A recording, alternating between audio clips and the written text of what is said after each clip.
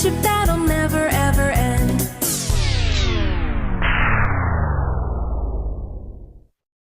Run!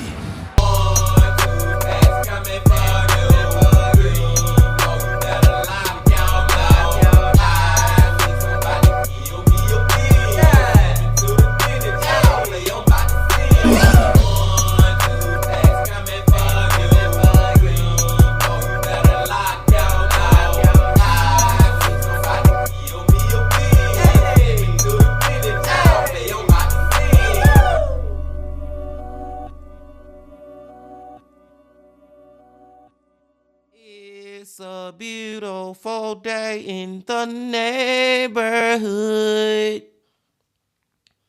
Reaction Beanie Yo 459.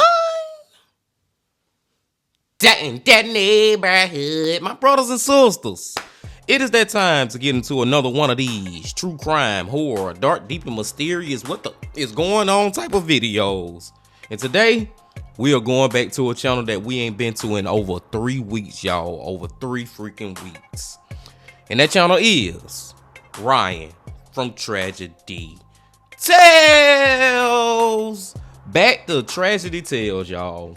And the title of the video is Washed Away 5 Horrifying Live Streams number 2. Now, if it's anything like the first Horrifying live streams that Ryan put out 3 weeks ago, y'all, oh my goodness, oh my Jesus, we are in for a crazy, good, amazing, what the is going on type of video. And I'm just ready to get into it. It's an hour and 13 minutes long, you know what I'm saying? It's pretty long time, man. We're gonna be here, so you gotta make sure you kick back and relax and do all that. But before you sit back, relax, kick up your feet and do all that, you also know what you got to do too. Get whatever you may need. Get what you need, please. We back to Ryan from Tragedy Tales. Y'all got what y'all need, y'all ready to go? Then let's go.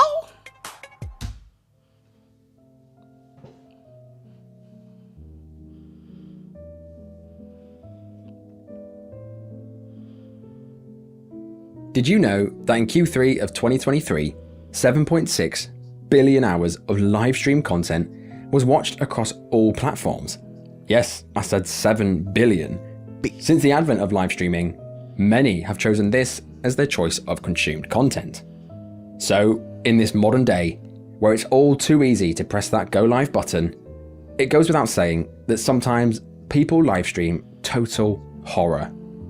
I'm Ryan from Tragedy Tales, and because you guys seem to love the last video so much, this week, yet again, I've plunged into the depths of the internet to uncover 5 more bone-chilling live streams that shocked viewers to their core. From a fishing trip that turned into the stuff of nightmares, to the woman who went live trapped on the 23rd floor of a burning building. Oh. So, without any messing about, get whatever you may need, and let's get right into it.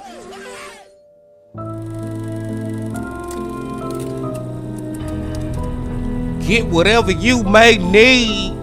Time out, y'all. I'm not trying to freaking toot my own horn or nothing. Ryan, my brother, you comment down below in all my videos, man. I need you to confirm that you just said get whatever you may need as like a, I can't even speak right, y'all. It's like a freaking a nice little shout out to my channel, man. Please don't tell me that was a coincidence, man. I know you did that because of me, bro. Oh, man. But I don't want to speak too fast, my brothers and sisters. Am I thinking too hard about that? Ryan has never said at the beginning of his videos, get whatever you may need. And for y'all that don't know, he watched my reactions to his videos. We have had conversations in the comment section about the freaking shit. So I'm just saying, man, I think he just got that from me, y'all. That would be such a great shout out. Ryan, let me know. But I digress. I'm getting freaking choked up. Let's go.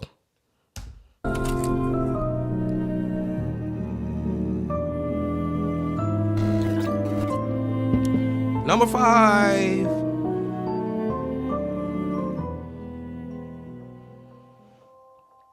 Fishing. Whether you're doing it to eat or for sport, it's supposed to be a peaceful pastime, one that many use to unwind. This entry, however, is the exact opposite of peaceful.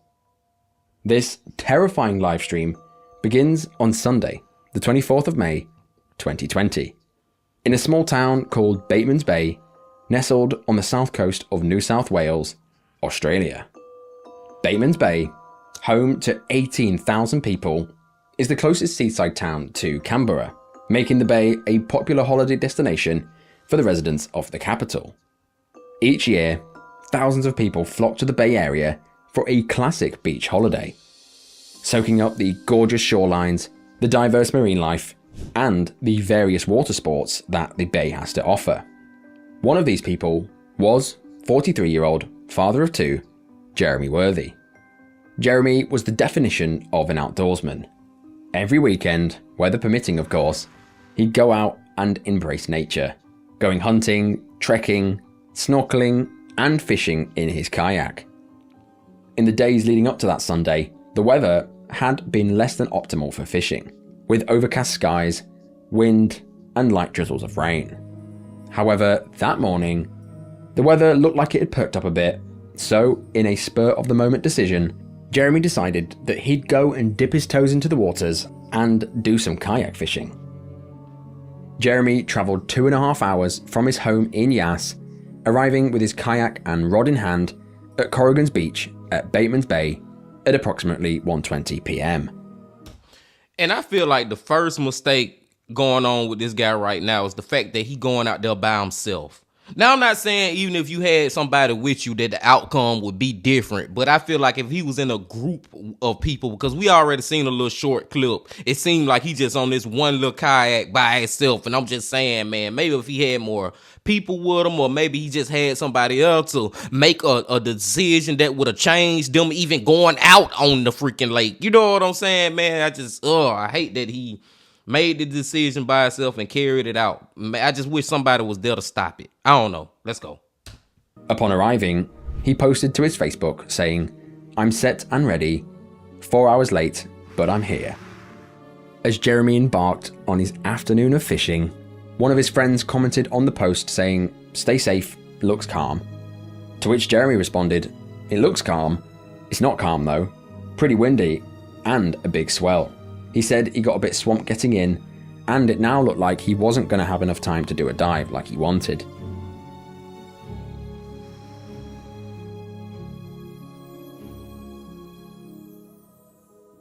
With the clear skies above, Jeremy's fishing trip started, but as it did, the water conditions suddenly worsened.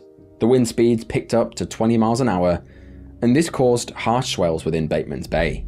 As this happened, Jeremy went live on Facebook at 1:45 p.m. Oh, good morning, peeps. Nearly good afternoon, eh? Late start. That'll be a problem. Oh, those islets, huh? Swell's a bit there you going, right? Got 2 lines out. And I think I'm on. But I've got to keep this paddle going. This.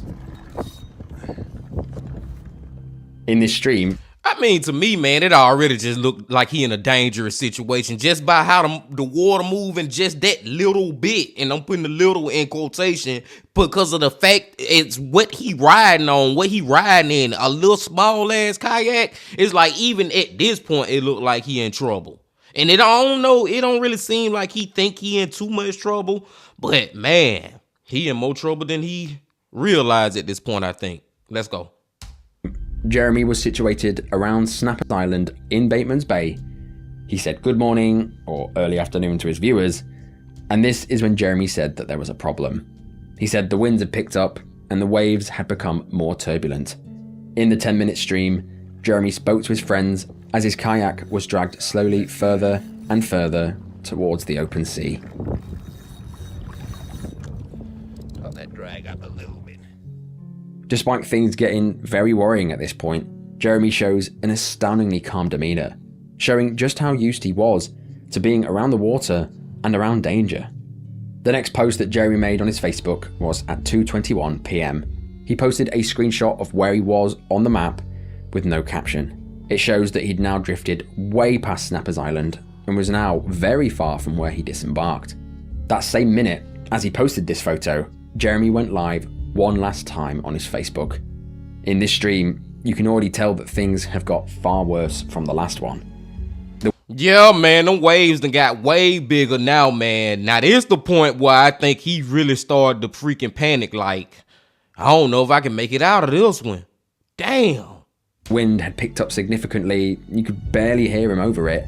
He was now adrift with land far in the distance. It's quite amazing that he even had any 4G to go live, to be honest.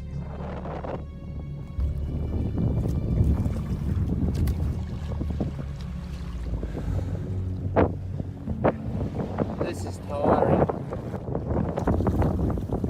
It's pushing me where I don't want to go. And blowing me from over there, yonder. This final stream begins with Jeremy still in his kayak, the wind obviously much worse than before. He tells the camera, "This is tiring. It's pushing me where I don't want to go." As the idea of calling for help crossed his mind, he said to the camera, "Who would want to be an embarrassed fool ringing rescue? Not me." Who wants to be an embarrassed fool ringing marine rescue?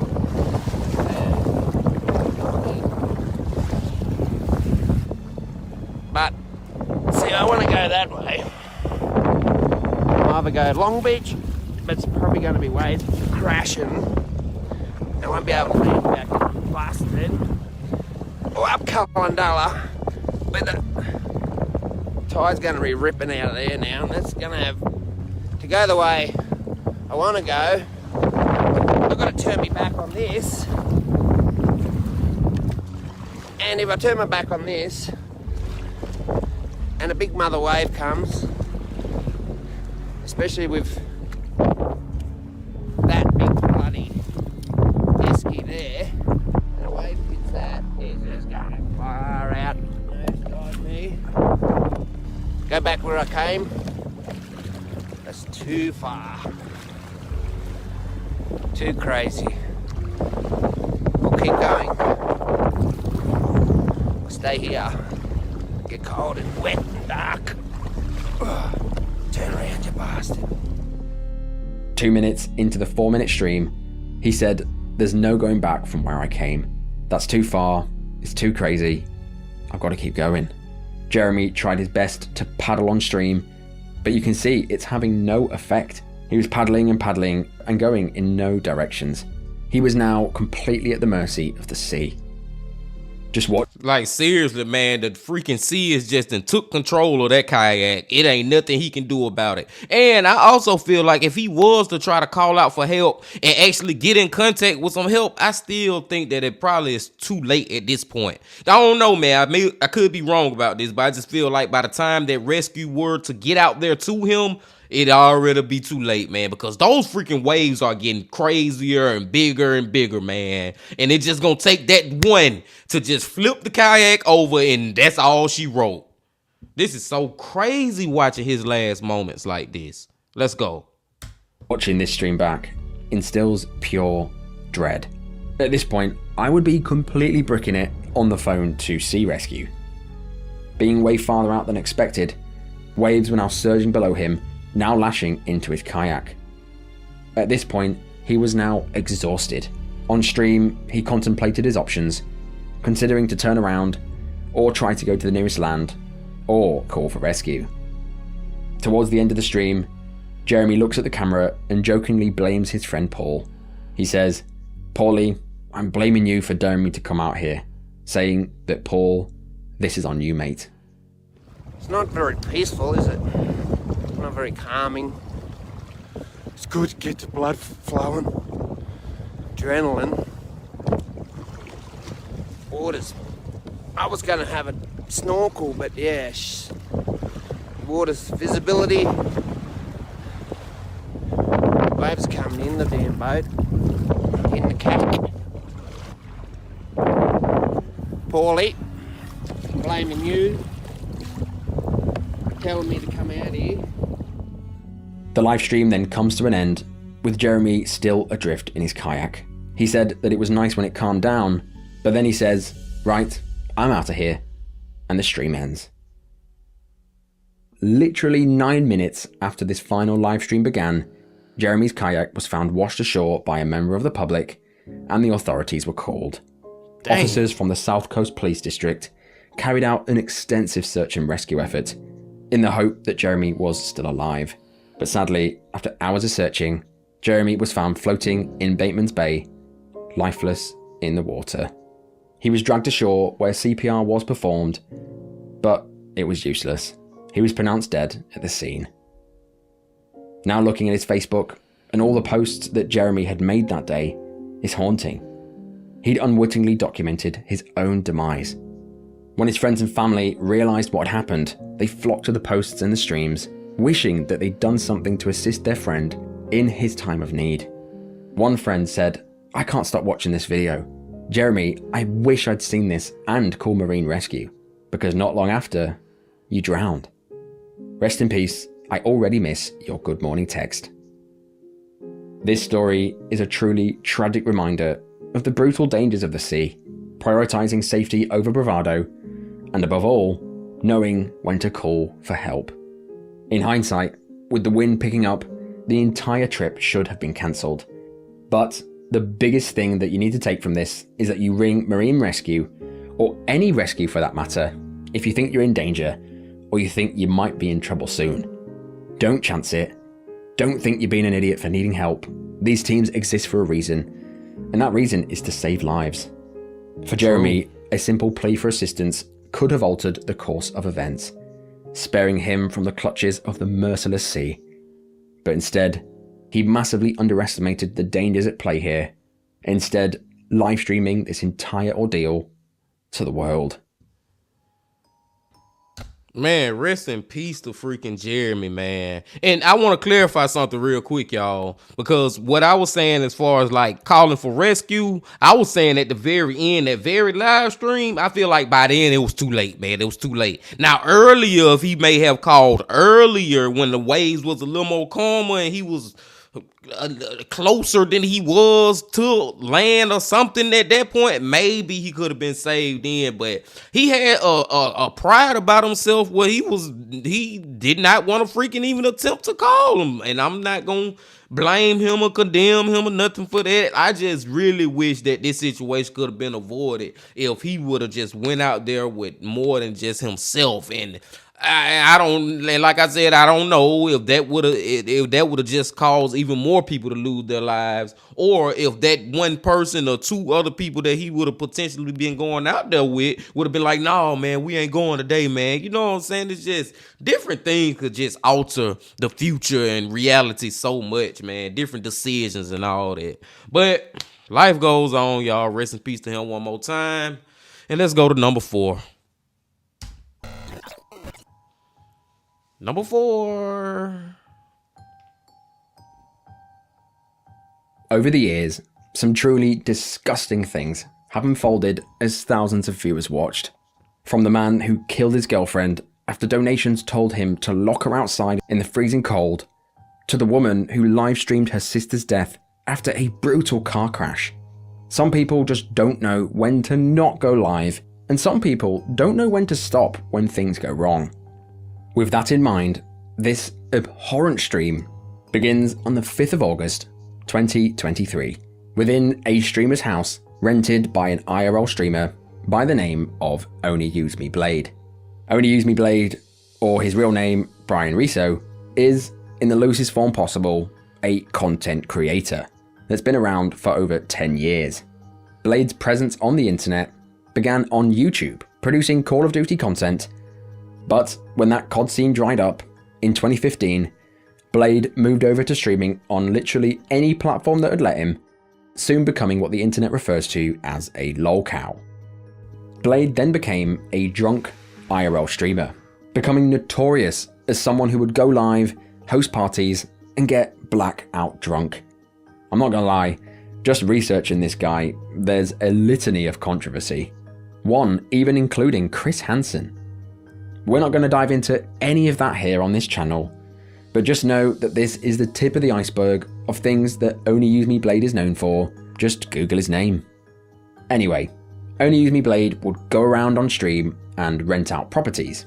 In these properties, he'd have crazy parties and he'd stream it for donations, rinse and repeat. In these houses, he would set up 24-hour cameras and invite multiple streamers over to go live, streaming the entire day, even sleeping. However, to add a bit of variety, Blade would sometimes invite regular viewers to the parties. These guests would usually get completely wasted and would then be used for donations, essentially. This video sound, this one right here sounded eerily similar to Livestreams #1, the one Ryan put out before the one we watching now, where it was one of them about dude at the party with the Airbnb. It seemed like the same ish going on. Now I don't know if he gonna end up getting killed or he gonna kill somebody else, but this is just I don't want to say weird YouTuber, but he very unique. A YouTuber who just get on the camera and just drink himself to literally blacking out like this. Can't even see no more and taking all these drugs and all that. This dude is different, man. He is different, but I'm wondering how in the hell this finna end. Let's go. That day of August the 5th, 2023, Only Use Me Blade invited a regular viewer by the name of Willie Two Guns. His real name was William C. Buckner, and long story short, Only Use Me Blade was dating a woman called Beck, and their 3-year relationship crumbled, and shortly after, Willie began dating her. Despite this, Willie was a frequent viewer of Only Use Me Blade and had met him on a previous occasion. The 11-hour stream in question was hosted by one of the streamers at the house, by the name of Tone IRL. The stream began with 3 people and guest Willie Two Guns already in the party house. They were smoking and getting ready for the day, but Willie was running low on sleep, having arrived at 6 AM after driving 14 hours to get to the livestream house. Damn. Especially with Blade. Yeah, dude, no, but dude, Blade loses every single lighter he owns. This is the only lighter that has lasted this long in this house, and it's just because I brought it. The group then hops in the car, goes to Walmart, and upon watching this stream, early in the day, it's already clear to see that Willie is slurring his words. It looks like he may be on some sort of illicit drugs or substances, or it could be that he's already had a drink. Huh? What? Look at all that. Well, You're up there asking for fruit juice. what are you talking about? What are you saying right now? Pineapple juice, bro. What are you talking about? Pineapple juice. Well, I'm asking for shampoo. And look, here we are. Now, this does make sense, because Willie had recently been involved in a nasty car crash. He was on heavy pain medication, and he was also on Ambien, a strong sleeping tablet. This was something that the entire group was aware of. Throughout the day, the group goes to another couple of Walmarts, the first in which they get asked to leave by security after blasting music down the aisles. Yeah. Thank you for the 5. Hey, you have a nice night, bro. Radio Raheem, you're the man. The group then goes to Burger King before returning to the party house. I just do not know where we going in this story, y'all. Like, what is about to happen? Who about to die? I hate when I be saying that, man, but we pretty sure it's gonna be something tragic like that that's gonna happen. Somebody gonna lose their life, but who is it gonna be? And that dude did sound like he was effed up. Like, maybe he is high off them painkillers or something. Then you gotta think about it, so early in the day, the party haven't even started yet, and he already effed up. And ain't he the same one who just drove 14 miles, so he running off low sleep, he on some painkillers that he using this drugs, he high as fuck, and it's freaking 2 in the afternoon. It ain't even 2 in the morning yet. So imagine by 2 in the morning where he may be. I don't know, man. I don't know where we going with this one, but let's see. As the stream continued back at the house, Willie began drinking heavily and smoking marijuana. Dude, I want what you having. Bro. Lazy, bro. No, you're just tired. And you're on Ambien. Oh, yeah, that was this morning, bro. It's 6 a.m. It's Blade Scotty. Yeah, does he know? I don't know. That's lean. What do you mean? I'm sure it's not running. You're not even in the caddy. I know that's the thing. What is he talking about? This guy's making no sense. No fucking sense. Despite streamer Tone IRL knowing that Willie was on Ambien, a strong sleeping pill, and pain medication, and the fact he was sleep deprived, Tone says this to his viewers. Anonymous sent $3. Shh. Run to another room real quick. Shh. Run to another room. Keep filming, Willie. This shit is hilarious. Okay, well, it's not the server. I got you. Thank you for the 3. And that was a good way to be inconspicuous.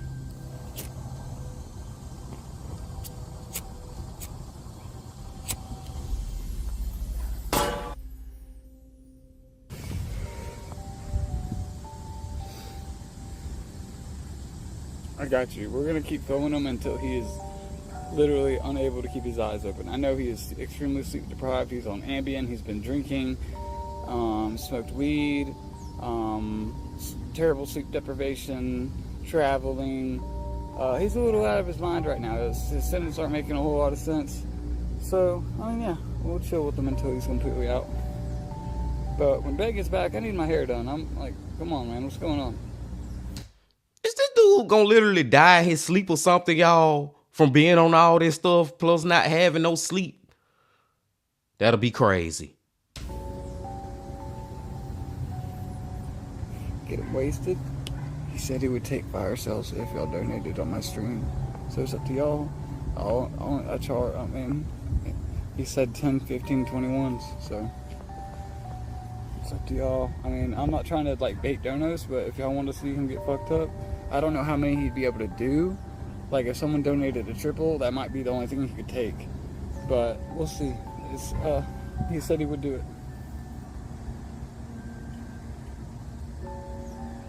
No, he said 21 for a triple because he literally took a triple in there and then sent the dono to me. Yeah, he said no, he did not. He said 21 triples. That's what he sent me for a triple. I might be wrong. I could be wrong. And if I am, I'll eat my words. I'll go in there and ask him. You can see that Tone is incentivizing people to donate to get Willie wasted, setting tiers of donations as to how many shots Willie would have. Tone then goes inside and asks Willie about taking a drink for a donation. Willie! Hey, you said you would take a triple or a single? I'm saying if someone donates a triple, Yeah. you'll take it? Yeah. Y'all heard it? How much for how much is it? 10 21. for a triple. Yeah, I told y'all. And 10 for a single. You send it 21, I'll send you the triple. And 10 for a single, 15 for a double. By now, it was 5 PM, and Willie had drunk a large amount of whiskey to himself, almost finishing the whole bottle. Despite this, Willie has a big smile on his face when a $21 donation comes in, meaning that he has to have 3 shots. Oh. Yo, Pierre, you want to come out here? Anonymous sent $21. Let's do it, Willie. 21. Add 2 more. All right. Add 2 more. Okay, I got it. Thank you, bro. Man, y'all motherfuckers gonna have to send me goddamn $2,010, man. 21 fucking dollars. Shit, me taking all them shots, man. He been drinking and getting all iffed up all day, y'all. It's just now 5 in the evening. Something about to happen, man. Let's go.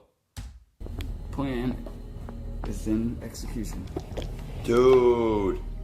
That's 3 lines. That is not a triple. That's a quarter. What? Why did you To the triple. Huh? Tone thanks the viewers, and Willie pours himself a stupidly large shot of whiskey. It looks about 4 or 5 shots. Amazingly, Willie downs this in 1.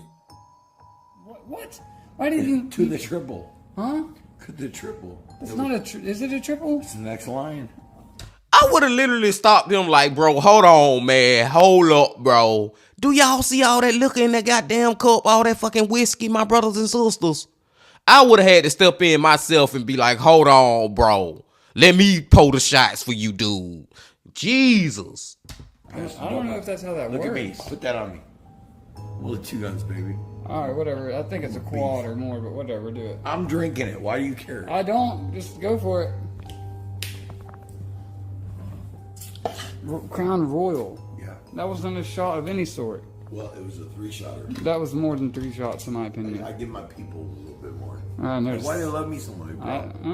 There you go. I don't ask them for I love you. I love you for what you just did for me. Ask them for love, bro. As donations continue to trickle in, Tone is more than happy to keep pouring drinks for Willie, as he clearly becomes too intoxicated to do so himself. Yo, Pierre, you want to come out here? Oh, Rat Andy sent $10 drink up Willie to Wacko. that's one more single. Alright. Can you handle one more single? Yeah, I got it right now. Alright. Bro, they're not going to be able to keep doing it if you take extra every time. I'll take a single. Like, I'll give you a fat single. Cheers, brother. That's what this whole thing was about, bro. Was you. Okay, I appreciate Just that. don't. I know. I've been in contact with you for. Put the camera down. Yeah. Well, there's cameras everywhere, but People love you, bro. I want to see you get away from danger. there's Most importantly, there's a great division of my viewers. I know. Half of them want me to die and do drugs, and those are the danger viewers. want danger. And half want me to be healthy and do better. I want danger. That's between you and Dan. We'll talk. We'll see. There's no I know see. We'll see. That's not a vape. He'll say, You just tried to hit the cigarette lighter as a vape. He will say, I've had enough. Here, take this real quick so we can get it done. No, you don't need a lighter. Good luck. Oh shit. Man, this man drunk as hell at this point, y'all. He is drunk as a mother. Use the other button.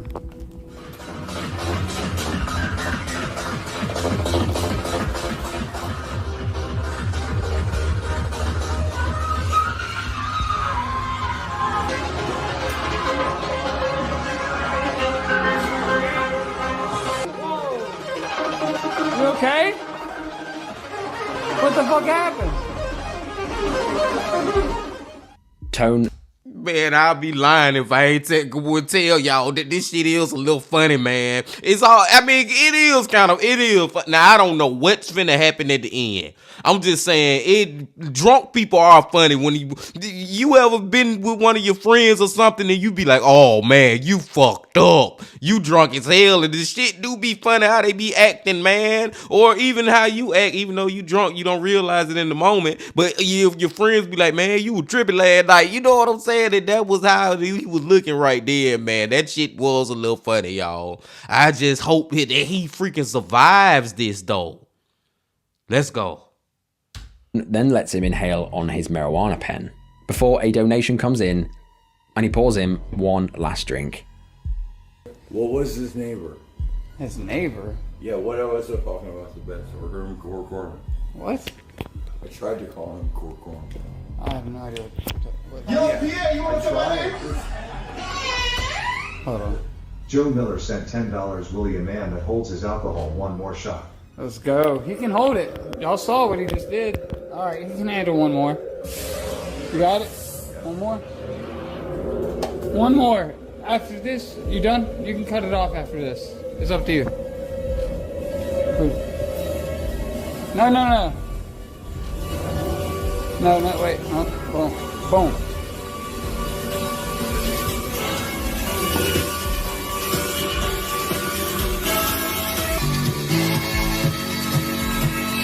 Hey, there you go. Willie drinks it, and this is clearly the straw that broke the camel's back.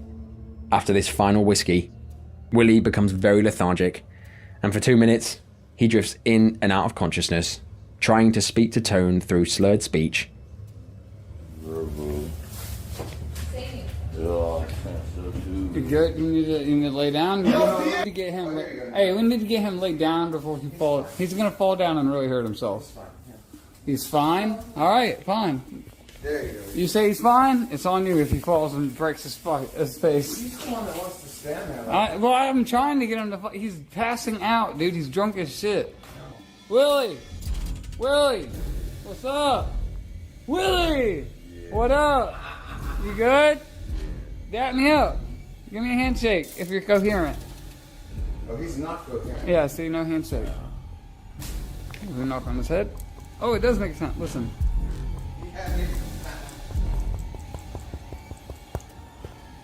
Bro, you... I'm just gonna say real quick that these are not the friends that you need to be having in your life, my brothers and sisters. I'm for real, man. This man literally going in and out of like consciousness and stuff, and they playing around, not taking it serious. At this point, you gotta at least go take your friend and make sure they get in the bed. You know what I'm saying? Tuck them in the sheets, make sure, then you come back 30 minutes to an hour later just to make sure they still breathing. I ain't even trying to be funny, man, but you can't play with your damn friends like this. These are not the friends that you want to have, especially the type of people that you want to get drunk around to this point. And they ain't gonna take care of you. They gonna freaking make fun of you at the wrong time. Playtime over. Let's go. You need to move from the spot and like find somewhere to crash. There is a moment where Tone asks the other streamer to get help to get Willie an air mattress, but as they're discussing it, Willie then passes out while standing up and falls backwards onto the bin and onto the kitchen floor. You know, Oh! I fucking told you, bro. I don't know. What do you think fucking happened? So Willie fell on the floor, and my first response would be to see if he's alright, rush to his aid, and if he's not, call an ambulance, right? However, in this case, this didn't happen. Instead of rushing to Willie's aid, Tone IRL and the other streamer in the room stood back and filmed. Back on my flow, and you know how it goes, you know how the stream goes. 24 hours a day, doing stupid shit, this is how it plays out. We see this guy with the 2 guns, did a little too much, and now he's out. Oh, he's done. He's drunk on Ambien, hasn't slept, smoked weed. He literally was leaned up against this and then went boom. Yo, Blade just walked in, asked what happened, and I told him what's going on. Yeah, for certain, Willie is done. We can't save this, resuscitate him or nothing. Yeah, I could try to give him CPR, but I'm okay. I think he's breathing. Let's go ahead and check his face. Yo, Willie, are you there? I gotta make sure, just in case. I don't want to be liable for your death. That would suck a lot. Pressing on your belly. He's breathing. He's good. It's important to note here that while it was mainly Tone IRL pouring drinks, nobody force-fed drinks to Willie. Nobody forced him to attend the party. With Willie now lying flat on his back, Tone continues to stream while the viewer count rises and donations begin to pour in. Ryan just made a great point though, y'all, that we gotta, it's true. It's damn true. Nobody forced Willie to do none of this. Like, seriously, he didn't have a gun to his head to drink all this freaking alcohol and stuff like that. And he is a grown man. But at this time, when Tone RL, whatever his name is, he sitting there rapping and playing around, I don't even think that he think that Willie potentially finna freaking die. And it's not confirmed that he did yet, y'all, but it seems like that's where we going, man. Seems like this dude has passed away from being the F up. Instead of calling for help, the chat demanded that the group draw on Willie. Turn, stop. What? Come here, I tell you something. What? We have paints. Wait, oh yeah, never mind. Oh, wait, I know what to do. My chat already told me.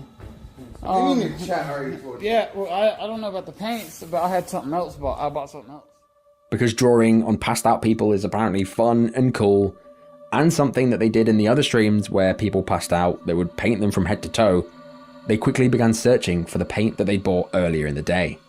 They find the paint, and as the music blasts in the background, Tones and the other streamer began scrawling over Willie as he lay there unconscious on the floor.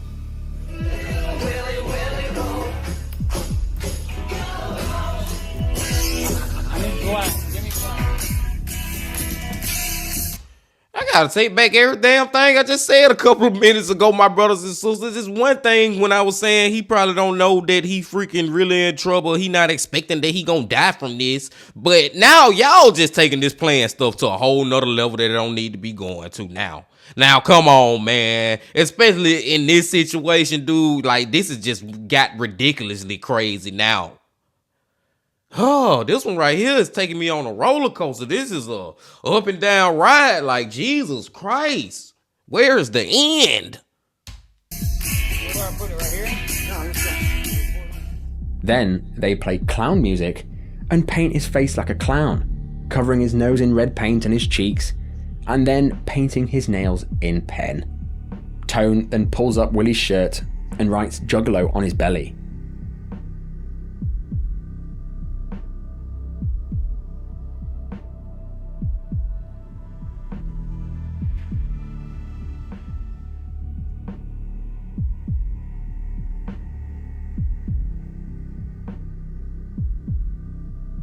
Sent $5.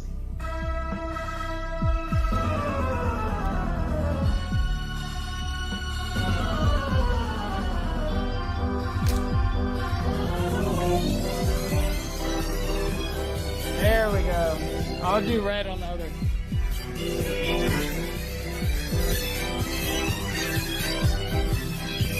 I'm serious, man. At this point, I gotta ask, is everybody at the house on some type of drugs? Like right now? Because this is some trippy ass shit I'm watching. I don't know, y'all. Am I tripping? Or is this trippy to y'all too? This is tripping me to freak out. I done fail. Fuck tripping. I'm on the ground. What in the is going on? Type of video, my brothers and sisters.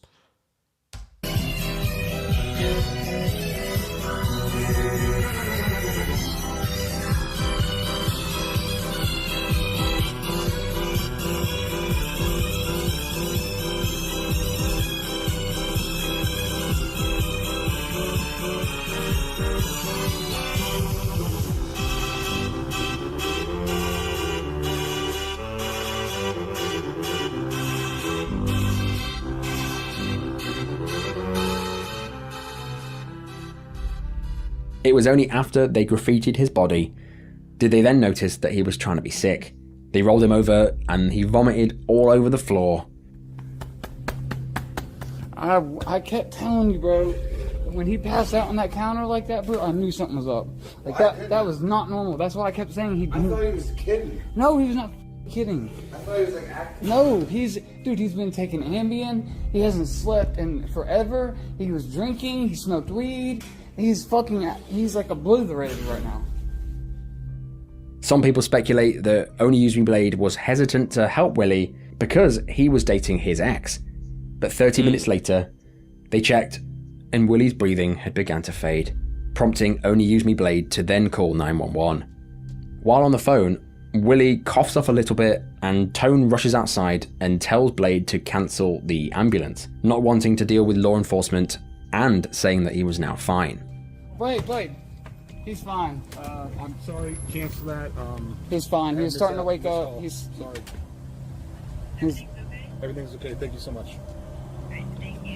all right. Thank God.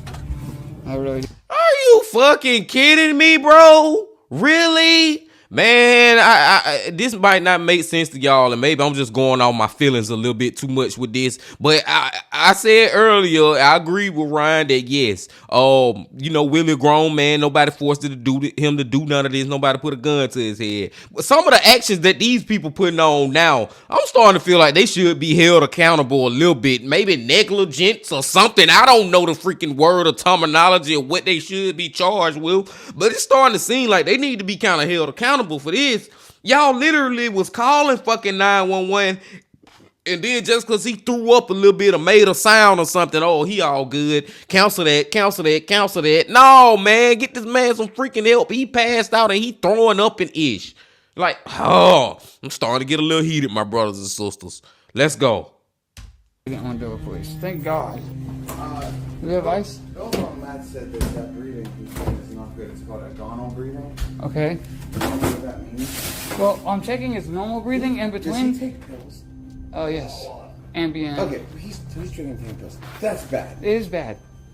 Okay. And I kept telling him all day, but he wanted to drink and take shots. He even donated for his own triple shot. At this point, Willie was snoring, but Only Use Me Blade said that he was fine. Said that he's going to come round from this and that he would be fine. What do you think? I mean, we can call. It's up to you. It's up in there to you. It's your house, dude. If you want to call, if he's fucking breathing, he's out. I said it's fine. With viewers begging them to get help for Willie, they checked, and now his fingers had begun to turn blue. This is when they called 911 for good. Yes, he's snoring. He's snoring. Well, the paramedics are on the way. I've got some instructions for you here. Are you right beside him now? Yes. They began wiping down all the face paint that they'd applied, but this wasn't going to get rid of all the pen all over his fingers and the horrible writing on his stomach. An entire 44 minutes after Willie had fallen, the ambulance finally arrived. When they got into the house, the first responders asked Tone to stop streaming. But shockingly, he doesn't want to. He wants to document the first responders attending to Willie, all while donations fly in. He tells the first responders that he'd turned it off, but he'd actually just placed it on the side. Okay, so basically, he just got here this morning, like 6 a.m. He had been driving all night, so he's very sleep deprived, okay? And he's, what? What? Well, it's in our own home. But yeah, don't film us, please. Okay. I just want to give the patient care. Okay. All right, my bad. Yeah, my bad. Sorry, we're YouTubers. We document everything. But anyways, all right, I'll put it up. But anyways, what I was saying, he had been up for many hours when he got here. His best on him this morning. He started drinking heavily, and he passed out like this twice now. Okay. Also, this is part of it. Don't film. Yeah, I turned it on. I'll show you. It's turned off. Look. There's nothing recorded. He care more about his viewers and his freaking YouTube than his homeboy, and let me put that in quotation mark, than his friend in quotation mark, life right now. Seriously, this one here is out of this world crazy.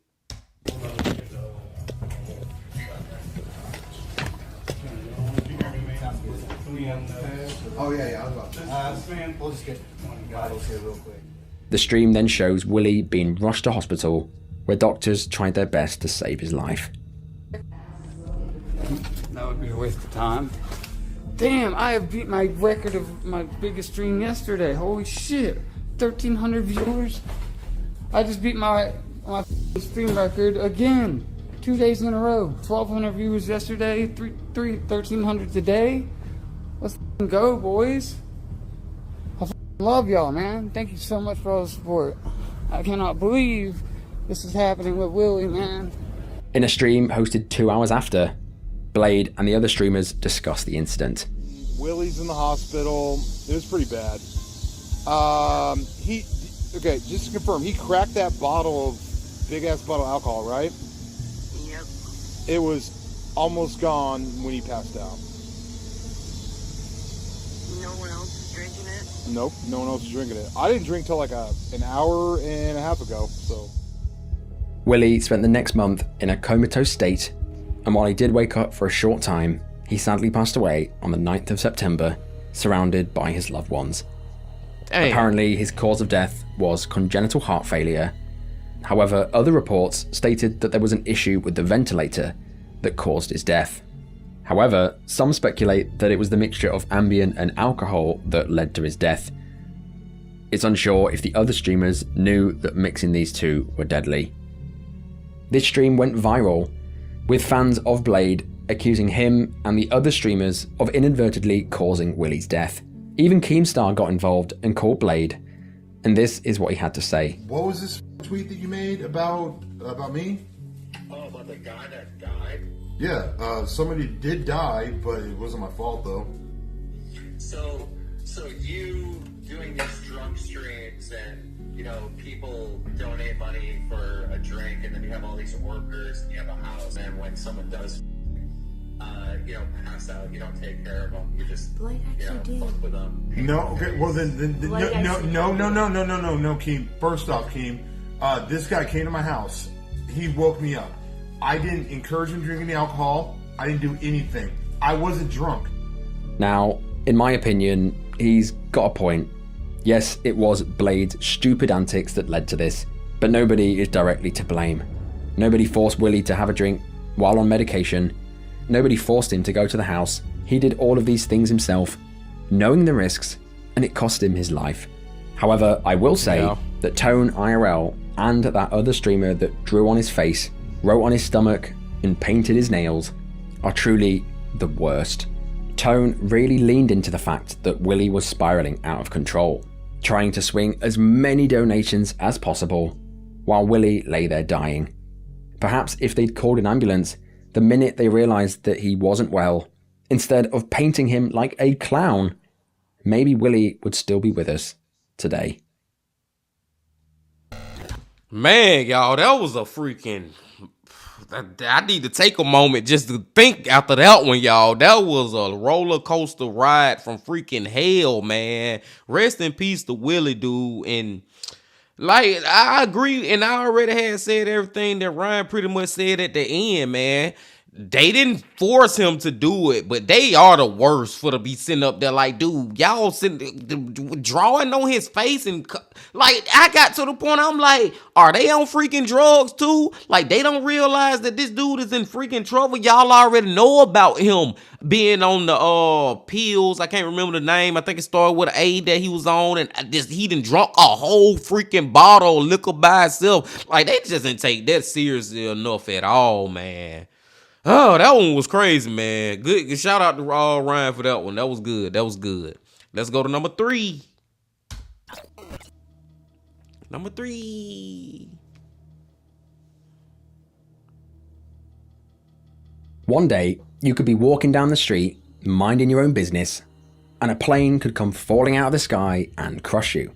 Or you could be driving down the road when all of a sudden the road caves in and you tumble into a broken hot water main, being boiled alive.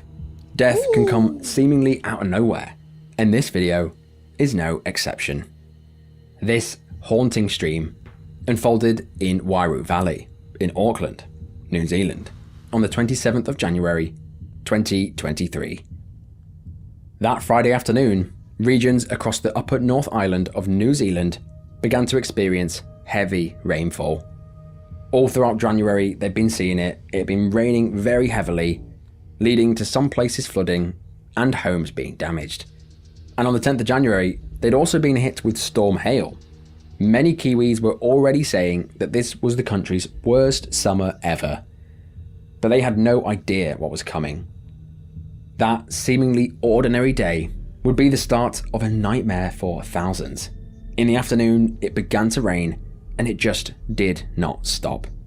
An average of 250 millimeters of rain fell, with Auckland receiving an entire summer's worth of rainfall in just 24 hours, officially making it the wettest day in Auckland on record.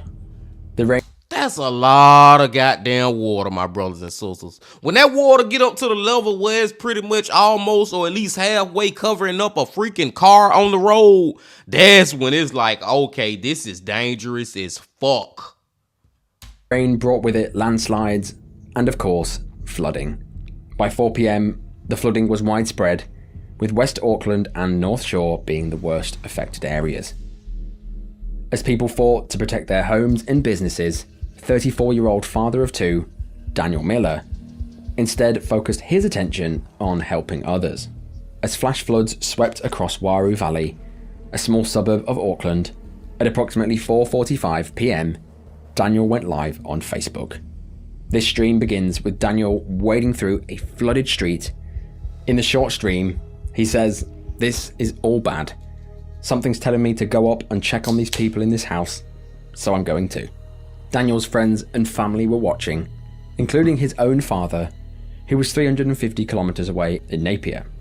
The stream continues, showing scenes that are straight out of a horror movie. It looks ridiculous. On the stream, as Daniel waded through the water, his dad told him to be careful. All captured live, Daniel can be seen in the floodwater, with a group of people stood close by.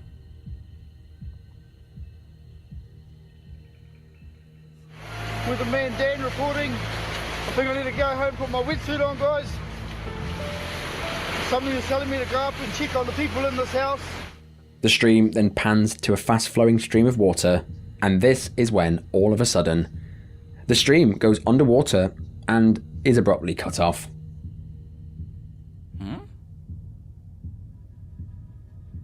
Daniel's father, who was watching along with lots of other people, just assumed that he'd dropped his phone in the water, expecting to hear from him when he got a new one.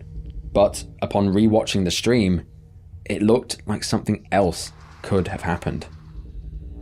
That night, at 10 PM, a state of emergency was declared as thousands were forced out of their homes.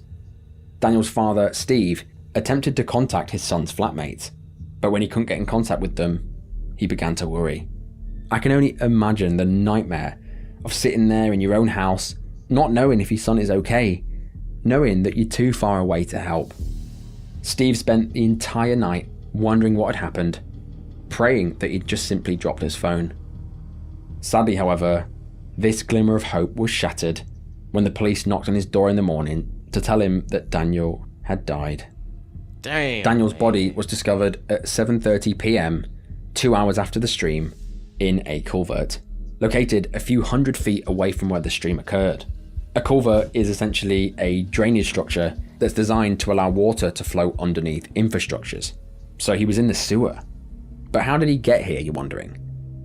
Yeah, because I'm wondering, like, how did this happen? Because when you look at the stream, it don't look like nothing happened. It literally looked like he just dropped his phone or something. You know what I'm saying? It don't look like it was a dire situation that he was in trouble. Wow. This is one of those tragedy tales that just very out of nowhere and random and strange.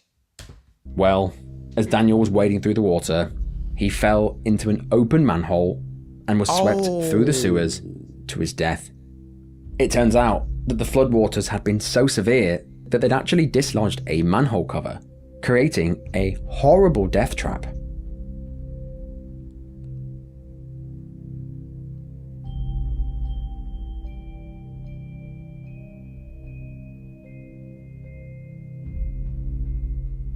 Oh Tony my Hudson. God, my brothers and sisters. That man stepped in. Oh my man. And then, dude, you got to think about the water and the force that was going down that hole. He just went down and just going through all those pipes. That was a terrible way to go out, man. Oh boy. Daniel's friend said that it happened right on camera. He was live, and one wrong step, he was gone. My gut sank. While some manhole covers in flood-prone areas are fitted with safety hinges or safety nets to help prevent them flying away in a flood, it seems that these safety measures just aren't very effective, or Daniel is extremely unlucky. The Auckland anniversary weekend floods took the lives of 4 people, including Daniel. It caused widespread damage, affecting 25 suburbs of the city. It closed vital major motorways and left 6,000 to 8,000 homes in need of damage assessment. Daniel's dad has since made the journey to visit the manhole that took his son's life, where flowers and a cross now lay as a memorial.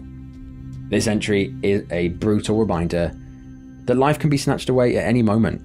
Don't take anything for granted.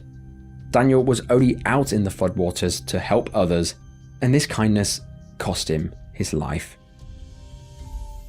That's facts, man. That's facts by Ryan, man. Number one, because he was out there to help other people and end up losing his life. You know what I'm saying? Trying to do something courageous and righteous and good for humanity. But number two, life can just be gone like that, dude. Like just one little step, man. And that go back to what I was saying earlier too, y'all. It's just so crazy how just one little decision in your life could just change future and reality for freaking ever, y'all. Oh man, I'm just thinking about that freaking the way that drain was pouring that water down through there and how he probably just got sucked down through it. Oh, that's a terrible way to die, my brothers and sisters. Let's go to number 2. Number 2.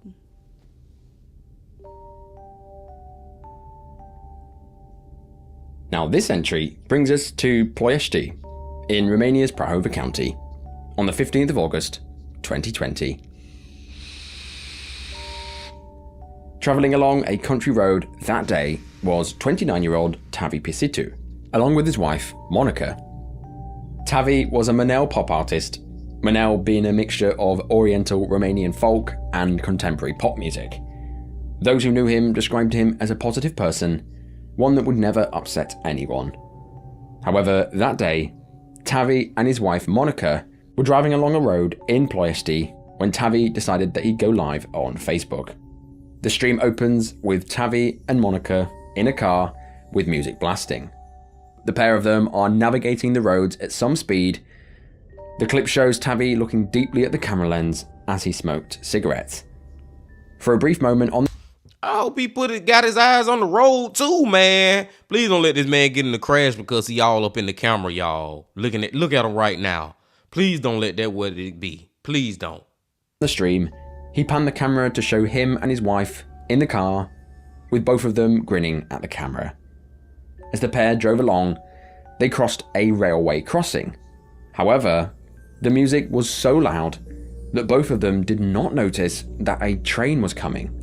It's assumed that they also missed the train signals that would have been going off.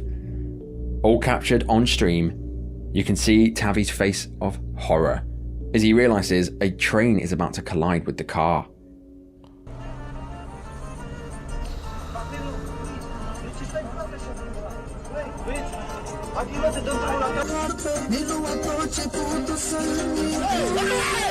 Oh! He lets out a scream, and the stream abruptly ends. The train had been travelling between Mănăștiu and Ploiești, and it collided with the car, dragging them both almost 660 feet in front of the train. The power of the train crumpled the side of the car that Tavi was in and triggered both airbags. In a video that was recorded shortly after, it shows the train has stopped, with the car crumpled in front of it. It shows a crowd of people gathering around the mangled wreckage, trying desperately to get Tavi and Monica out. However, it was clear at this point that Tavi had sustained major injuries. The train had impacted with his side of the car. It had completely pulverized him, killing him on the spot. Dang. Monica, his wife, was fully awake during this whole ordeal and had to witness this happen. You truly can't make this up, but eerily, this accident came just weeks after Tavi shared a post saying, "Sometimes the wrong train will take you to the right destination." According to the officials, the accident happened because of non-compliance with the rules at the level crossing. So yeah, it's assumed that they just didn't notice the red flashing lights, and they didn't hear the train coming. Monica was extracted from the car in critical condition. She too had sustained heavy injuries, broken bones, punctured lungs, and a broken collarbone. But she had survived. Some viewers jumped online and pointed the finger at Monica, stating that she should have been paying attention while driving, and that she was the reason that Tavi had died. Some articles even stated that she would be held for manslaughter, but it seems that this never actually happened. At the end of the... Okay, time out, my brothers and sisters. I got to point something out because I was wrong on this, and you know when I realize I'm wrong about something, I have to correct myself. The whole time, I'm thinking he was the one who was driving because I live in the United States and, you know, the driver is on the left-hand side of the cars. But I guess over there, they are in one of those places where it's the right-hand side. So she is the one who freaking driving. Am I understanding that right now? Because that's why people trying to say that she should be held accountable for his death. Either way it go, this just effed up, man. That's all I can say. The day, this was an accident. Monica then spent the next several weeks in hospital, where she underwent surgery to save her life. Tavi was laid to rest later that month, with over 100 people attending his funeral to show their support. Sadly, Monica was in such a bad state that she was unable to attend her own husband's funeral. After his passing, in November, Monica posted to Tavi's Facebook saying the two of us were inseparable from each other and that she'd miss him forever. But this is one stupidly unlucky and stupidly tragic story. Monica and Tavi were in the wrong place at the wrong time, and when you're driving around with music blasting, it's important to remember that your hearing is one of the most important senses when you're driving. It alerts you to a lot more things than you think. And while there's no law against someone driving while blasting tunes or wearing headphones, it's not recommended and can even catch you an arrest if an officer thinks you're being distracted due to it. So next time you go out in your car and you're crossing that train crossing, perhaps look twice, because you might have just missed a speeding train. Man, like I said, either way it go, that one they'll just effed up. Either or who driving, and I think it was the lady who was driving now, the wife. But in the way it go, man, it's not like she tried to do it on purpose. You know what I'm saying? Regardless of who was driving, they didn't try to do it. They were just in the wrong place at the absolutely wrong time, man. And I'm one of the ones who like to ride and have my music up loud. You know, I got the speakers in the back and all that. But one thing that I most definitely am against, my brothers and sisters, is riding in the freaking car with both of your headphones in. Like, don't have both of them in. Don't have both of your AirPods in, man. Have at least one of them out, because at least for me, when I'm riding in the car, my music blasting, I still can hear a lot of stuff. But when you got these headphones in riding in your car, you can't hear shit but the music that you listening to. So don't do that right there. But man, it was just an unfortunate thing that happened to him, man. Rest in peace to him. And let's go to number one, my brothers and sisters. Number one.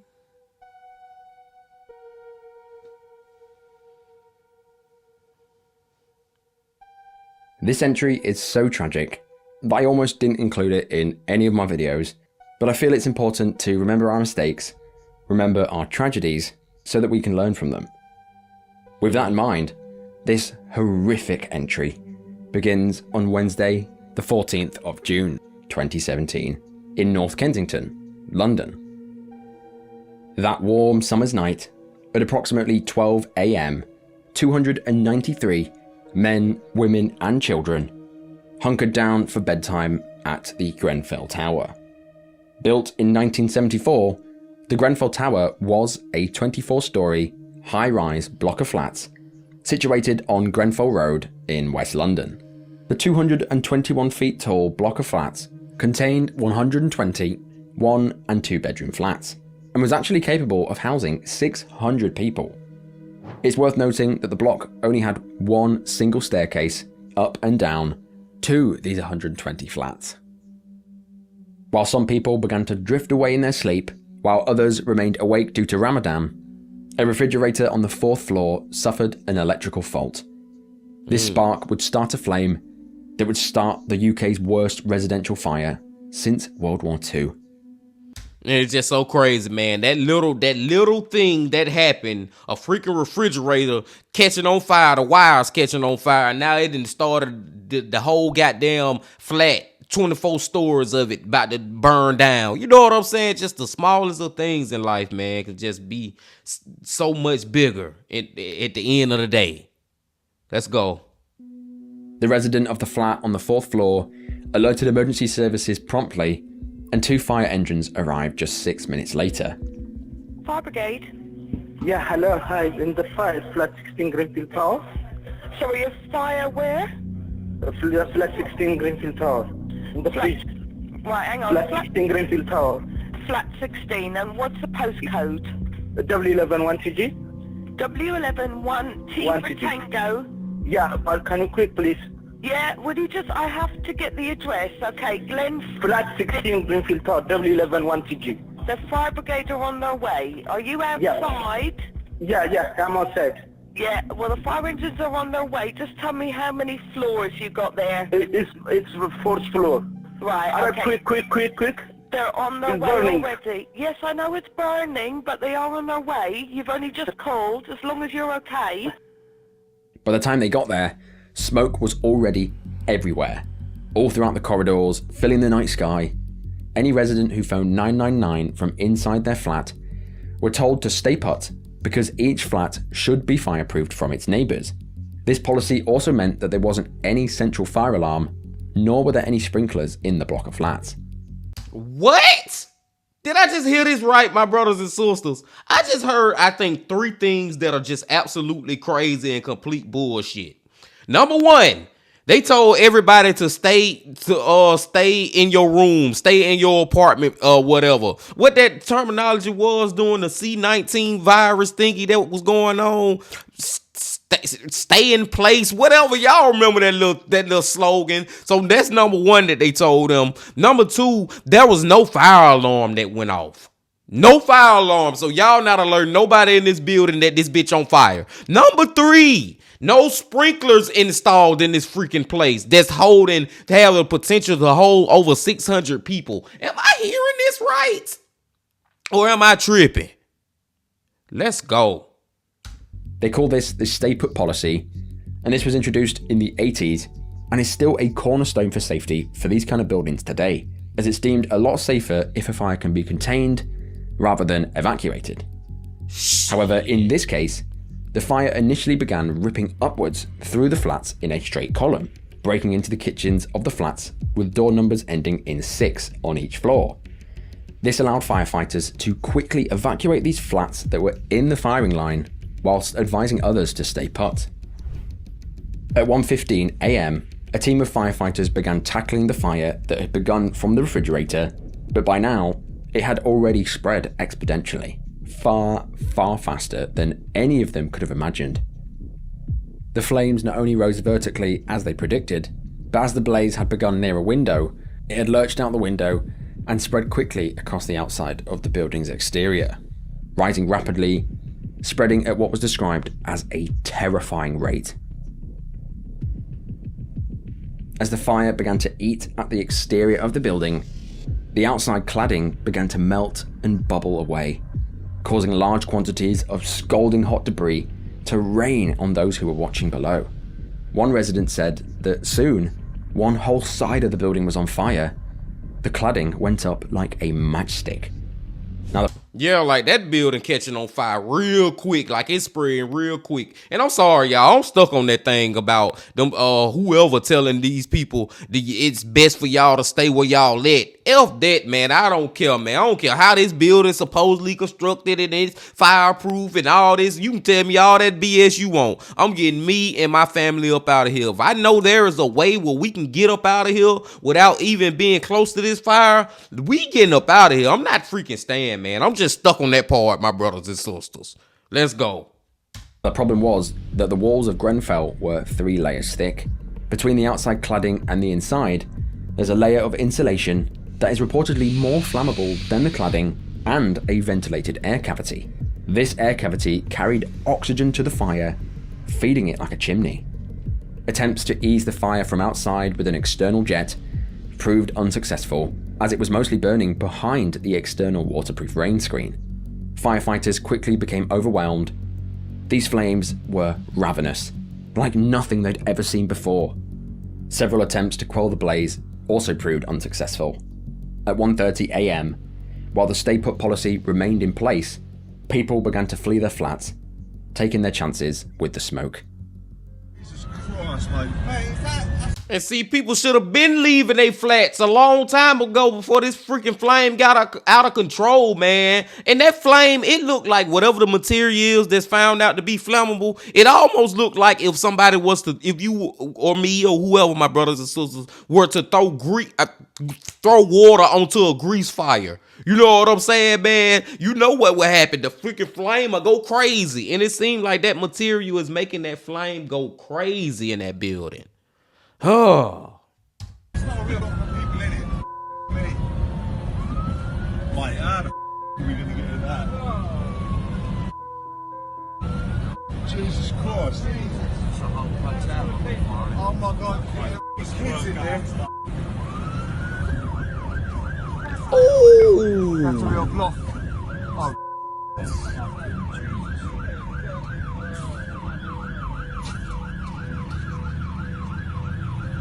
Well, it's towering inferno, isn't it? Well, how is that possible? It's jumped up all the way along the flats.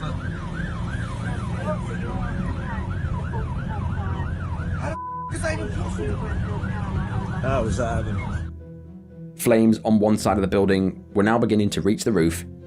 The smoke filled the one staircase up and down with thick smoke, and while some tried to escape, they were quickly overwhelmed by this smoke and passed out in the staircase. The situation was now out of control. Because the smoke ventilation system within Grenfell was woefully inadequate, smoke began seeping into every flat. To make things worse, Smoke from the external fires that were on the outside was being funneled into the tower due to the walls, further drowning residents in toxic smoke.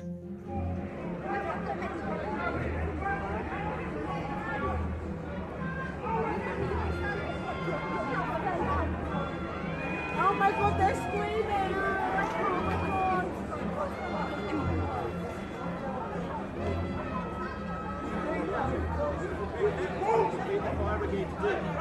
They have little kids, Lola. Little children screaming.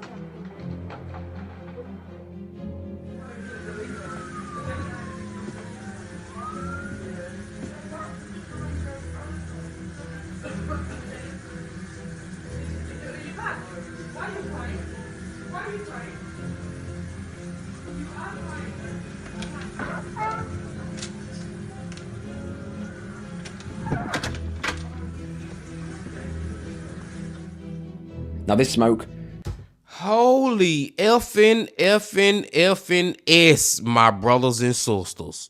Man, I see why Ryan said that he barely even wanted to put this one into the damn video, man. Those clips, man, those clips. It don't get no realer, no scarier, no more horrifying than watching stuff like that. smelt very strange. As I said, people were passing out in the staircase trying to escape, but it didn't have a normal smoke smell. One survivor said the smell of the smoke was just toxic. I can only describe it as what I can imagine as chemicals. It was something that I'd never smelt in my life. Residents said the smoke burned their eyes, irritated their throats, and made it difficult to swallow, making them dizzy and leaving them gasping for air. Thick smoke in the lobbies appeared early into the fire, which is why many people shut their doors and followed the advice to stay put, instead of fleeing the building. However, trapped all the way up on the 23rd floor, almost 200 feet up in the air, was 31-year-old Rania Ibrahim and her two daughters. At 1:38 a.m, Rania took to Facebook to document her plight. The 6.5-minute live stream begins with Rania and her neighbour starting to panic as the smoke drifted beneath the door. Her neighbour tells Rania to keep her door closed, to which she does. She said that she stirred awake due to the sound of persistent knocks on her front door. Initially, it was just Rania and her two daughters in the flat, but soon, around 4 other residents from her floor sought refuge in her home, because her corner of the flat remained untouched by the spreading fire. Okay, I don't open the front door. You're going to bring the smoke in. Okay. You're not going to be able to breathe. Your I'm children scared are not gonna maybe be able someone to breathe. outside. They're in the other flat. Are you sure? They've gone into the other flat that was open. Listen, you have your children. Okay. Standing near the door, the smoke is not going to help you. Okay. Yeah? Okay, just Where's this. your husband? No, that's okay. Well, this There's too much smoke here. You're not going to be. You're not going to feel. Okay. There's too much smoke here. Okay. Okay, I'm not opening it. الله لا إله إلا الله في حريق في العمارة لا حول ولا قوة إلا بالله العلي العظيم يا الله.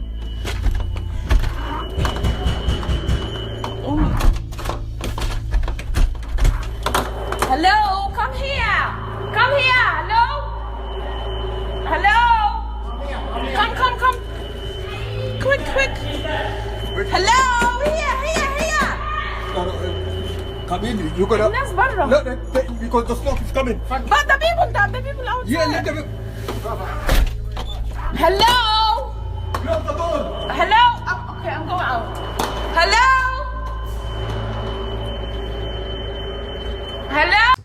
This is so freaking eerie, man. And it is so risky what she doing right now, because by opening that door, she letting a lot of freaking smoke in, man. But I understand, though. I'll be trying to get as many people in there. Man, this is just a man, God. Man, listen, I'm at a loss for words for how effed up a situation this is.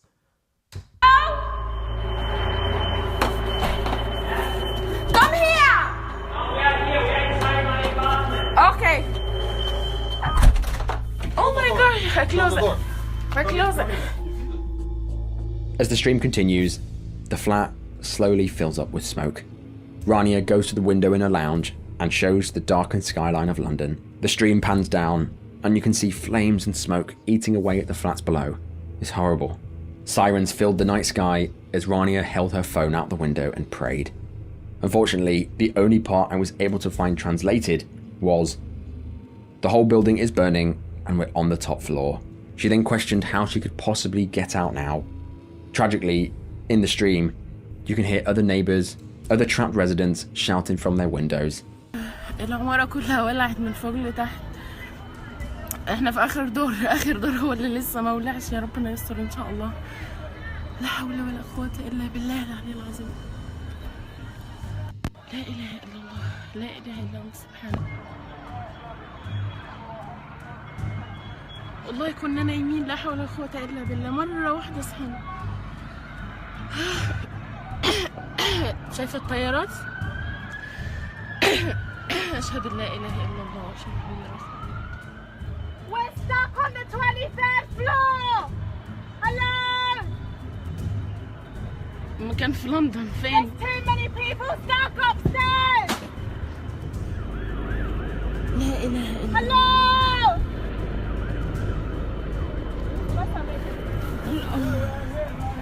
يلا دعونا لا إله إلا الله. ادعوا لنا بالستر إن شاء الله، ربنا يحفظنا بحفظه يا رب يا رب يا الله. Rania's sister, Saida, rushed to the scene when she found that there was a fire in her sister's flat. When she got there, she watched from the ground. She said, "I saw smoke and watched the fire escalate and move to other flats. It was rapid. The way the fire escalated was strange, as it started from one side and went up around the corners, and because of the wind, it took it all the way around the block. However, not all the flats were on fire." The London Fire Brigade escalated its response. There was now 15 fire engines at the scene. Unfortunately, as firefighters marched up the building in a desperate attempt to keep up with the flames, when they tried to venture above the 4th floor, they were met with unbearable heat, along with extremely thick, toxic smoke, reducing visibility to 0. As the fire enveloped itself around the building, people on the ground saw trapped residents continue to switch their lights off and on and waving out the windows for help. Some were even holding their children to the window in a desperate attempt to get help, but it was futile. No one could reach them. One resident Googled how to escape and found that it was possible by tying bedsheets. He tied it together and lowered himself to the flat below. People saw the man climb in, only to see the entire flat engulfed in a fireball seconds later. Damn. Some were so desperate that they leapt out of their windows. Horribly, these deaths were later attributed to suicide, despite being a direct cause of the fire. Shortly after 2 a.m, a major incident was declared, and the number of fire engines was raised from 25 to 40, and the number of fire rescue units increased to 10. Flames continued to race across the north and east elevations of the tower, and started to spread across the crown diagonally and across the face of the building. Some residents who found themselves trapped discovered that they couldn't descend the staircase due to the smoke and the amount of dead people in the way. Instead, they made their way up the tower, hoping that they could then be rescued, but they were going up to certain death. At 2:47 a.m, the advice to stay put was officially revoked, instead advising all occupants to evacuate. Really? Now y'all want to tell people to get out of this burning building when the motherfucker already on fire now? Like literally the whole freaking building? Man, the images and clips of watching that building burn, y'all, it feel like we watching a movie or something. It feel like that ain't reality. That ain't real. Seeing those people hanging out the window, hearing those people, those kids crying, begging to be saved and stuff. Oh my God. But really, man, now y'all want to goddamn tell people to evacuate. That's why I said at the beginning, my brothers and sisters, I would have been trying to get my family members up out of there. Damn what y'all telling me from the very beginning. Oh, man. Sadly, however, by now, it was just far too dangerous to do so.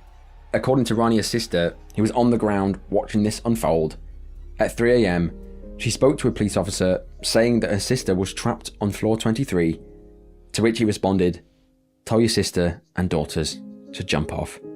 An absolutely horrific, abhorrent and insensitive thing to say. By 3 a.m, Rania was still in touch with her family on Facebook, as many residents still sheltered in her flat on the 23rd floor. Throughout the night, 250 London Fire Brigade firefighters, along with 70 fire engines from stations all across London, were involved in a desperate attempt to control the flames. But as the sun peeked its head above the horizon, firefighters were still fighting the blaze and attempting to rescue those trapped. The last resident was evacuated at 7 minutes past 8 on the 15th of June, but the block continued to smoulder for 60 hours.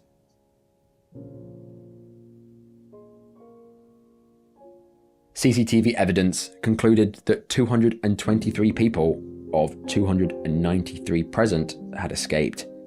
But horrifyingly, this tragedy took the lives of 72 people in some of the worst ways imaginable, injuring 70 more. Smoke inhalation was the cause of death for the majority, and sadly most were children. Only 4 people were able to be rescued from the top 2 floors. If they hadn't have listened to the official advice to stay put, the death toll would have most likely been significantly less. Yes.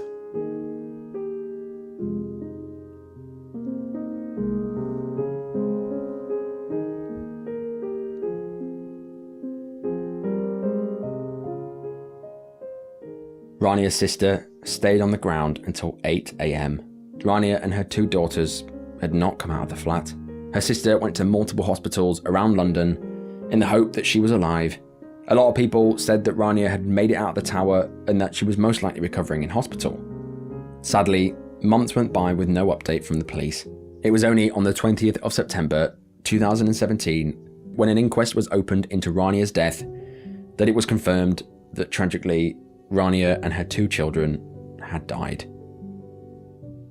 They were only identifiable by their dental records. The 3 of them had been found snuggled together in the bathroom. A truly heartbreaking update. The following day, a vigil was held around the corner of the block, where families and friends alike confided in each other in grief and anger. If you'd seen that building go up like I saw it from my back window, you'd know that building was not fit for purpose. Somewhere along the line, someone made a catastrophic error. At the moment we're grieving, but there's a public anger underneath, and we do want to see someone held accountable for this. Photos and memories of the dead were put up, and then residents, quite rightly, looked to who was to blame. It turns out multiple factors compounded the tragedy that night. For starters, like all high-rises in the UK, there were no sprinklers, and only one staircase, and there was no evacuation plan. In fact, it was later revealed that for disabled residents, the landlords had not created any plans whatsoever, relying solely on the stay put advice. A toxicology expert later found that people who were in good health could have escaped from the top floors without collapsing until 2:33 a.m. While the smoke was toxic, leading to instant eye irritation, they found that it would take quite a lot to pass out in the staircase.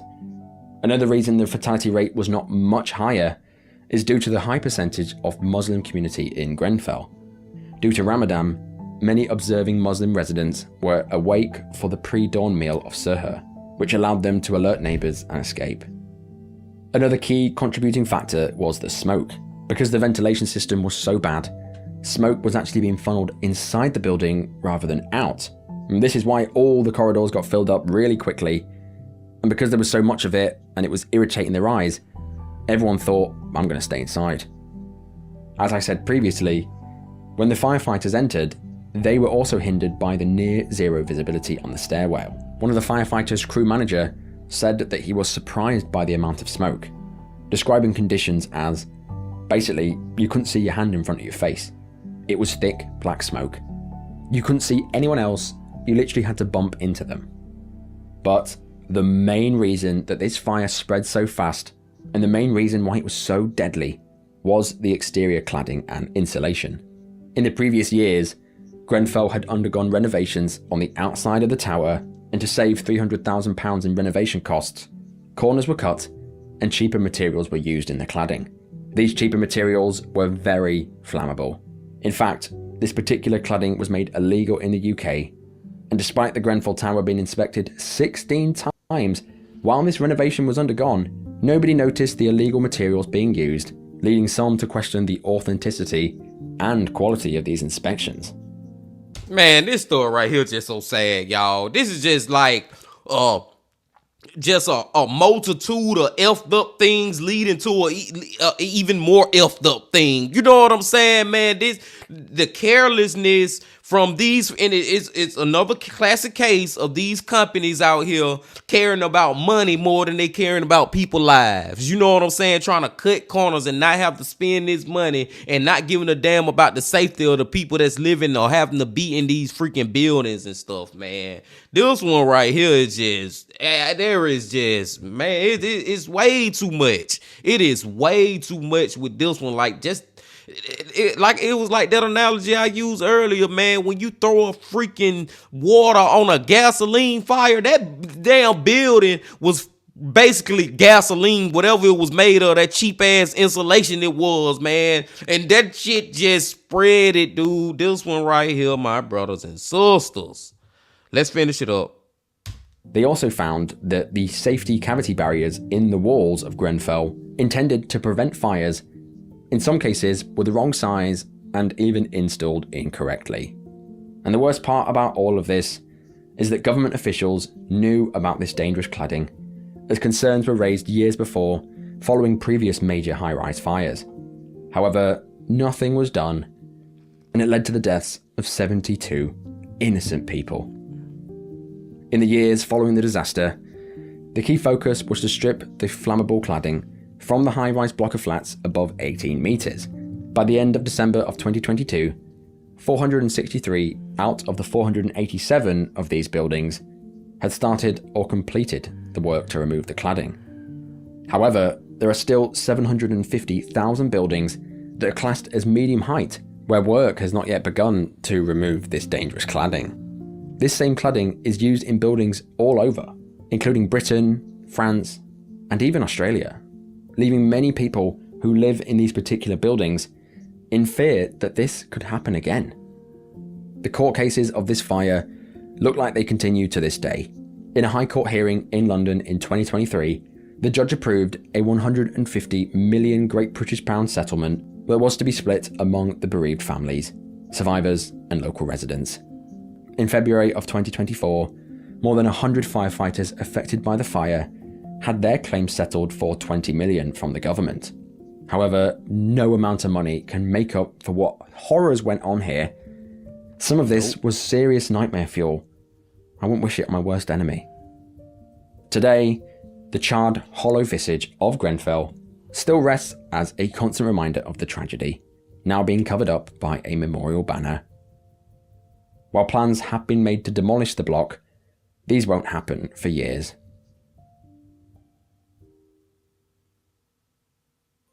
Man.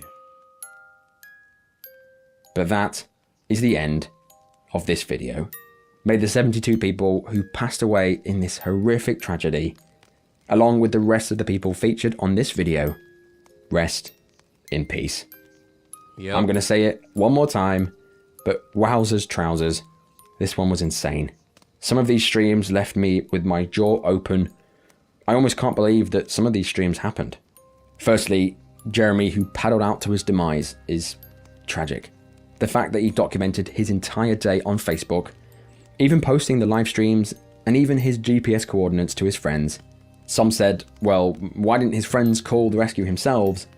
Well, apparently Jeremy was known for pulling crazy stunts. He was known for doing things that nobody thought possible. Some of his friends were concerned, but only saw the stream after it occurred. If you're ever out in the water, or if you're out on a hike or whatever it may be, if you need help, just call it, because it may save your life. Willie, who passed out at Blade Stream House, only to be drawn on and abused while you're out cold, is simply disgusting. While Blade streams were known for the paint, it never usually got this crazy.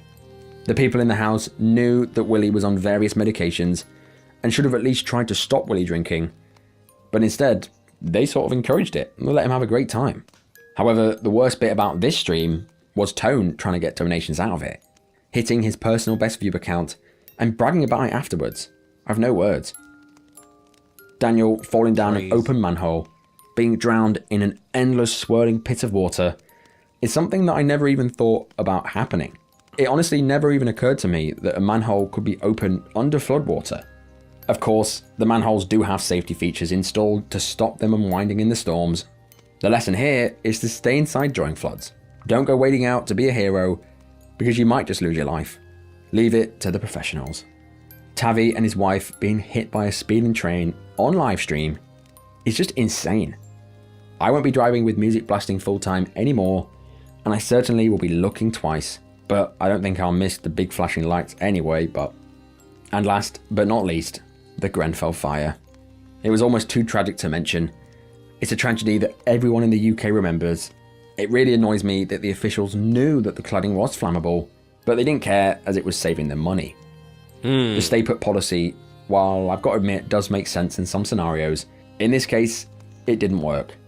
Just thinking about all the people in that block gives me goosebumps. But most importantly, what did you think of this one? As always, I'm interested in hearing all your comments below. Don't forget, I do read every single one. And if you've made it this far and you've not tapped that subscribe button, go down there and destroy that thing now. And while you're down there, you may as well click that notification bell to be alerted when I release content such as this. But I will see you guys in the next one. Bye bye. Another great video from my brother from another mother, Ryan from Tragedy Tales, man. This was awesome, man. And at the same time, it was terrible too, y'all. Let's just run them down real quick. Because we already have been here long enough. So let's just start with the most recent one about the Glenfall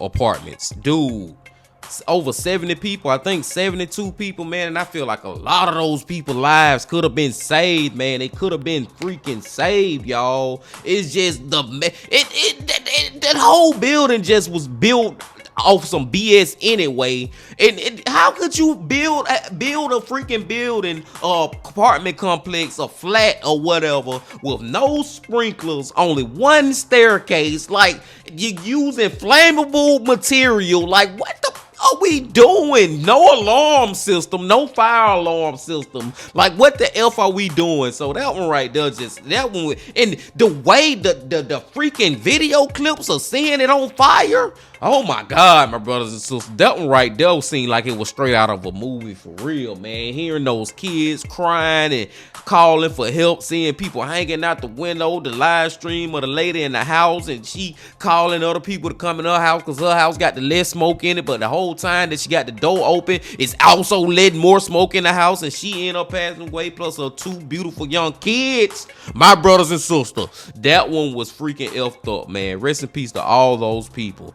The fourth one, number 4, I figured it out a little later, man. Excuse me, duh. The lady was the one who was freaking driving, but it still do not change the fact, man, that just watching this man seconds before he see a train about to come take his life, and he having such a good time on the freaking camera, man, life would just end just like that, y'all. Just like that. Rest in peace to him too. Number 3 was the dude in the freaking manhole. He had no idea what was coming to him. And I'm just thinking about what happened to him, man. Like, I just keep thinking about how that drain, that manhole with all that freaking water, man, that pipe had to be moving so fast with so much force, and his body just getting tore up and beat up and just going down through this freaking pipe, man. God damn, that's a horrible way to go out, my brothers and sisters. Rest in peace to him too. And the thing about him was, man, he was going out actually trying to make sure and save other people and make sure other people were safe, and he ended up losing his life. Rest in peace to him. The second one was the roller coaster ride from freaking the Six Flags from Hell, man, with Wiley. I think that's his name, Wiley, the dude who passed out. He been on all these freaking drugs, and then he get to this freaking house and he start drinking, and his friends encouraging him, and one in particular, Riley, Tony, Rolly, whatever the Roly-Poly, Scaboli, whatever the freak his name was. He getting money and donations. The freaking paramedics get there. He's still worried about recording his freaking YouTube. Then his freaking friend, the whole part where they start drawing on him and painting his fingernails and turning them into a clown and playing clown music. That's when I had to sit back and say, hold on, y'all the freaking clowns. Are y'all on some acid or some shit in this bitch? Like, what the hell is wrong with y'all, man? And not men any more funnier than that, y'all. For real, man. Rest in peace to that guy, dude. And I agree, man, that they didn't put a gun to his head and make him do it, but I feel like they should have took that situation a lot more serious, especially after the fact that y'all knew that he had been taking those painkillers and he been up all these hours and all this and that and that. That was just terrible too, man. And the last one was the first one that we watched, was the guy who got lost at sea. He couldn't do nothing about it. He in this little kayak, all these waves coming, and they getting bigger and bigger to the point where it flipped him over, man, and he lost his life, man. And I just wish on that one, y'all, I don't know why I keep saying it, but I keep saying it. I wish that he had a friend out there. He was with more than one person. There was somebody there to talk him out of it. I don't know, man. I feel like that one could have been really freaking avoided, y'all. But, man, stuff just happened in life, bro. Tragedy tells. Just as much as the great things in life happen, tragedy happens too, my brothers and sisters. And it just is what it is, man. It is what it freaking is. But I digress. I'm gonna let y'all go now, man. We have most definitely been here long enough, man. Hey, I can't help it, y'all. When Tragedy Tale put out a long video like this, we gotta get into it, my brothers and sisters. I hope y'all enjoyed y'allself. I hope y'all hit that like button. I hope you comment. I hope you subscribe if you ain't did that yet. And come on back tomorrow, because we're going back to Mike from that chapter. But until then, my friends, I also gotta say this. Love, peace, and happiness. Stay safe. Don't stop. Keep going. Yeah.